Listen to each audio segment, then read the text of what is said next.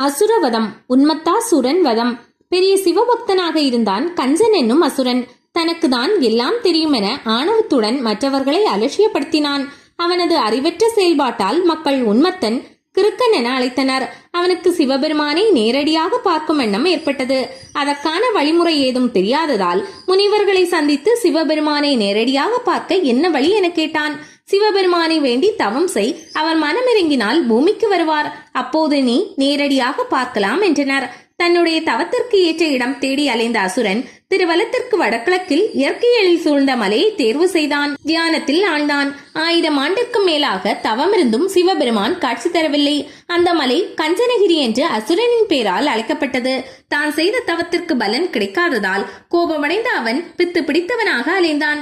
சிவபெருமானை யாரும் வழிபடக்கூடாது என எச்சரித்தான். மீறி பூஜை செய்பவர்களை தாக்கினான். அசுரனுக்கு பயந்து சிவனடியார்கள் கோயிலுக்கு செல்வதை நிறுத்தினார். சிவனடியார் ஒருவர் அசுரனுக்கு தெரியாமல் திருவலம் வில்வநாதீஸ்வரர் கோயிலுக்கு சென்று பூஜை செய்தார். ஒருமுறை சிவனடியார் கஞ்சனகிரி மலையில் மலர்களை பறித்துக் கொண்டு பூஜைக்காக தண்ணீர் எடுக்க சென்றார். அவரை நீரெடுக்க விடாமல் தடுத்ததுடன் அவர் கையில் இருந்த 8 மலர்களை பிடுங்கி வீசினான். அச்சமடைந்த சிவனடியார் சிவாய நம என வேண்டினார். அவரது வேண்டுதல் சிவபெருமானை சென்றடைந்தது. அவர் நந்தி தேவரிடம் அசுரனின் மூடத்தனத்தை ஒடுக்கி அழித்து கோயில்களில் தொடர்ந்து பூஜை நடத்திட ஏற்பாடு செய் என்று அறிவுறுத்தினார். சிவபெருமானின் அறிவுரையை ஏற்ற நந்தி தேவன் கஞ்சனகிரி மலைப்பகுதிக்கு வந்து அசுரனுடன் போரிட்டார். முடிவில் அசுரனை கொன்று அவனது உடலை 8 துண்டுகளாக வெட்டி வீசினார். அவனது உடலின் 8 பாகங்களும் அருகிலுள்ள 8 இடங்களில் விழுந்தன. கஞ்சனகிரி மலை முழுவதும் இரத்த துளிகள் சிதறின. அப்போது அசுரனுக்கு காட்சியளித்த சிவபெருமான், என் மீது பக்தி இருந்தாலும் உன் அகந்தையும் அறிவற்ற செயல்களும் தோல்விக்கு வழிவகுத்தன. அதுவே அழிவுக்கு காரணமாகி விட்டது. நீ தவம் செய்த 1008 ஆண்டுகளுக்கு பலனாக நந்தி தேவனால் கொல்லப்பட்ட உன் உடலில் இருந்து வெளியேறிய இரத்த துளிகள் 1008 இடங்களில் விழுந்தன. அங்கெல்லாம் சிவலிங்கமாக தோன்றுவேன். நந்தி தேவனால் வீசி எறியப்பட்ட உன் உடலின் 8 பாகங்கள் விழுந்த இடங்களில் 8 கோயில்கள் அமையும். அங்கு நடக்கும் வழிபாட்டால் நீயும் மக்களின் நினைவில் நிலைப்பாய் என வரமளித்துவிட்டு முக்தி கொடுத்தார். மூடத்தனமாக செயல்பட்டாலும் அசுரனின் பக்தி முக்தியை பெற்று தந்தது. 8 ஊர்கள். அசுரன் கஞ்சனை கொன்ற நந்தி தேவன் அவனது உடலை 8 பாகமாக வெட்டி வீசினார்.